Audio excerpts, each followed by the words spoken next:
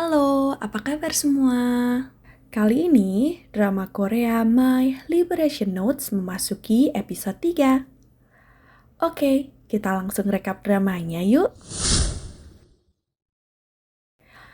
Episode 3 dibuka dengan Gi-jong dan Mi-jong yang sedang berjalan keluar dari stasiun sepulang dari kantor. Di sana, mereka melihat mobil ayahnya yang terparkir. Saat akan masuk ke dalam mobil, ternyata mereka melihat Mr. Gulah yang duduk di kursi kemudi. Kemudian mereka pun memilih pergi dan pulang dengan naik bus. Setelah sampai di rumah, Ibu Mi-jong mengundang Mr. Gu untuk makan bersama. Namun, dia menolak dan pulang ke rumahnya. Malam harinya, Ibu Mi-jong masih berusaha menelpon Mr. Gu untuk makan bersama, tapi tidak diangkat. Menyerah, Ibu Mi-jong pun bergabung dengan keluarganya untuk makan malam. Sementara di rumahnya, Mr. Gu membuka kulkas yang ternyata kosong. Lalu, dia pun pergi ke Toserba untuk membeli alkohol. Sambil berjalan, Mr. Gu mengingat ucapan Mi-jong yang memintanya untuk memuja Mi-jong. Tempo hari, setelah Mi-jong mengeluarkan isi hatinya, Mr. Gu mengusirnya pulang. Dia beralasan bahwa dia tidak mau terlibat dengan orang lain. Karenanya, dia tidak mau berurusan dengan Mi-jong yang bahkan tidak tahu nama lengkap dan alasan Mr. Gu bisa tinggal di desa itu. Mr. Gu bahkan tahu bahwa Mi-jong menjadi penjamin untuk seorang pria culas yang memanfaatkan sifat diamnya Mi-jong. Dengan tajam, dia mengatakan bahwa Mi-jong harus menyelesaikan kesalahannya dulu dan tidak membuat kesalahan yang lain lagi. Namun Mi-jong menolak. Menurutnya, apapun yang terjadi, dirinya akan tetap merasa kosong. Mr. Gu dengan ketus berkata bahwa sayang sekali, Mi-jong harus menyerah padanya karena Mr. Gu juga pria brengsek. Entah sekelam apa masa lalu Mr. Gu, tapi nama dan alasan dia ada di Sanpo masih menjadi misteri. Setelah kejadian malam itu, hubungan Mr. Gu dan Mi-jong menjadi sedikit kurang nyaman. Bahkan, tidak biasanya Mi-jong bergabung untuk minum di kafe seraya mengobrol bersama rekannya sepulang dari kantor. Saat itu, Mi-jong beralasan dia tidak mau pulang karena merasa tak nyaman telah membuat kesalahan pada seorang pria yang makan di rumahnya. Tentu saja maksudnya adalah Mr. Gu. Sepulang dari kafe, Mi-jong berjalan pulang sendirian sambil mengumpati Mr. Gu. Kesal, dia pun mengambil batu. Tapi dia mulai melambatkan langkahnya dengan cemas saat melihat dua pria yang terus menatapnya. Kebetulan Mr. Gu berjalan di belakangnya setelah membeli alkohol di Toserba. Mr. Gu pun sengaja berjalan sambil mendentingkan botolnya agar Mi-jong tahu bahwa dia tidak sendirian.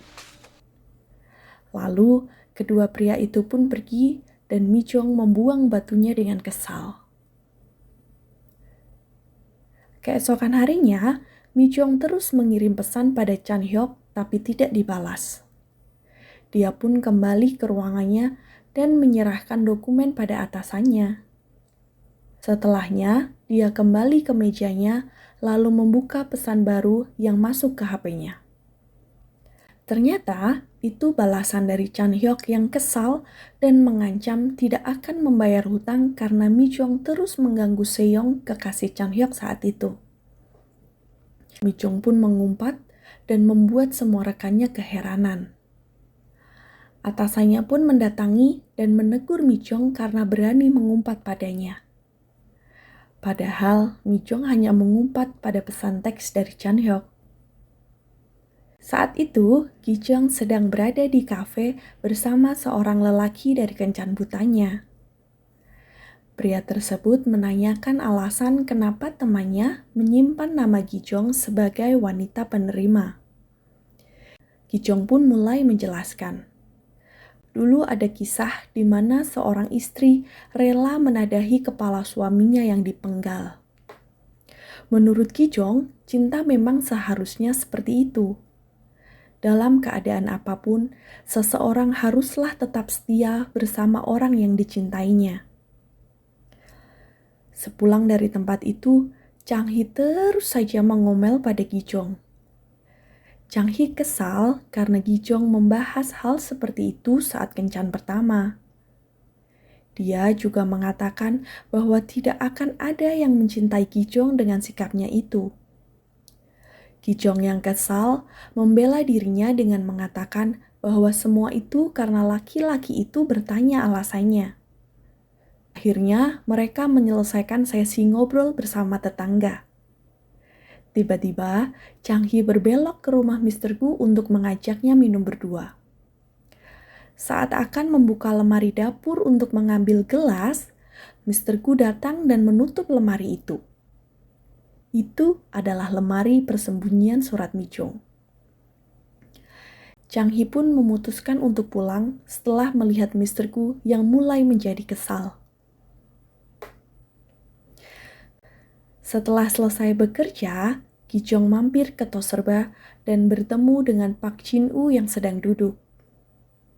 Dia pun bertanya tentang jumlah lotre yang sudah diberikan Pak Pak untuk para wanita selama ini. Dengan berani, Gijong menyinggung mengenai dia yang tidak pernah menerima lotre sama sekali. Pak Pak pun meminta maaf dan mengajak Gijong untuk minum di kafe. Tiba-tiba, Gijong memberitahu Pak Pak bahwa dia akan mencintai sembarang orang sebelum musim dingin tiba. Sayangnya, tidak ada yang mendekati Gijong. Dia pun menjelaskan bahwa kelebihannya adalah bersifat seperti anjing. Dia melindungi dan setia pada seorang pria. Dia juga menyukai pria yang maskulin. Pak Pak pun memberi saran bahwa dengan kelebihannya, Gijong cocok dengan orang yang fokus pada kehidupan. Alih-alih mencintai sembarang orang, lebih baik dia bertekad mendekati pria yang dia suka. Di dalam kereta pulang, Gijong bertemu dengan Yerin, si mantan pacar Chang Hee. Gijong heran karena melihat Yerin di kereta yang sama dengannya. Ternyata Yerin di sana karena dia masih merasa sedih dengan putusnya hubungan mereka. Dia juga merasa bahwa selama ini tidak pernah berusaha menghargai Chang Hee. Dia pun menangis di stasiun Dangmi, lalu kembali pulang ke Seoul. Sampai di rumah, Gijong mengomel pada Chang Hee yang berlagak dicampakan Yerin, padahal dialah yang mencampakannya. Gijong juga bercerita bahwa dia melihat Yerin yang menangis di stasiun Dangmi. Lalu dengan marah, Chang Hee menjelaskan bahwa selama ini Yerin menatapnya dengan pandangan merendahkan. Sehingga Chang Hee mau alasan mereka putus bukan karena Yerin tahu bahwa dia adalah pecundang menyedihkan. Selama ini Chang Hee berusaha keras untuk membuat hubungannya tidak membosankan. Karena dia tahu bahwa Yerin dan wanita yang dia kencani berhak mendapat pria yang lebih baik. Sayangnya, Chang Hee bukanlah pria terbaik itu. Selepas bertengkar dengan Gijong, Chang Hee pergi ke rumah Mr. Gu untuk meminta maaf atas sifatnya tempo hari. Dia pun mengatakan bahwa dia ingin berteman akrab dengan Mr. Gu dan mengajaknya untuk minum bersama di lain hari. Chang Hee yang tidak tahu nama lengkap Mr. Gu pun memutuskan akan memanggilnya Hyung. Hal itu ditanggapi Mr. Gu dengan diam saja, lalu menutup pintu rumahnya tepat di depan muka Chang Hee. Di kantor Mijong terlihat ada Taehoon, Sang Min, dan Mijong yang berada di ruangan Hyanggi. Kantor mereka masih berusaha memaksa untuk bergabung dengan salah satu klub. Lelah karena terus dipanggil ke ruang HRD, Taehyun menawarkan agar mereka bertiga membuat klub sendiri. Mi-jong pun memutuskan nama klubnya adalah Haebang atau pembebasan. Mi-jong memberitahu mereka bahwa ia ingin bebas dari rasa sesak dan tidak pernah merasa lega. Jadi, dia ingin keluar dari perasaan itu. Setelahnya, mereka bertiga pergi memberitahu Yanggi bahwa mereka akan membentuk klub bernama Klub Pembebasan. Namun, kegiatan di dalam klub tersebut akan dipikirkan terlebih dahulu. Rutinitas akhir pekannya selalu sama. Dengan keluarga Yom dan Mr. Gu yang pergi mengurus ladang. Selepas makan siang bersama, Mi-jong menawarkan sesuatu pada Mr. Gu.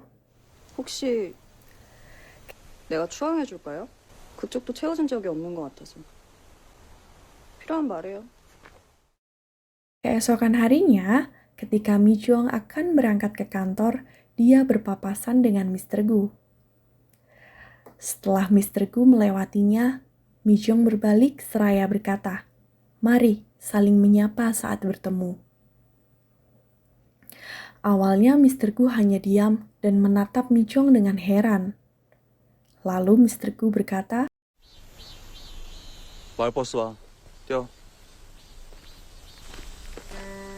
뛰라고. Mr. Gu pun memilih untuk pergi ke pabrik sementara Mi-jong berlari menuju bus yang datang. Sampai jumpa di rekap cerita Ivy selanjutnya. Ivy Kim pamit, bye-bye.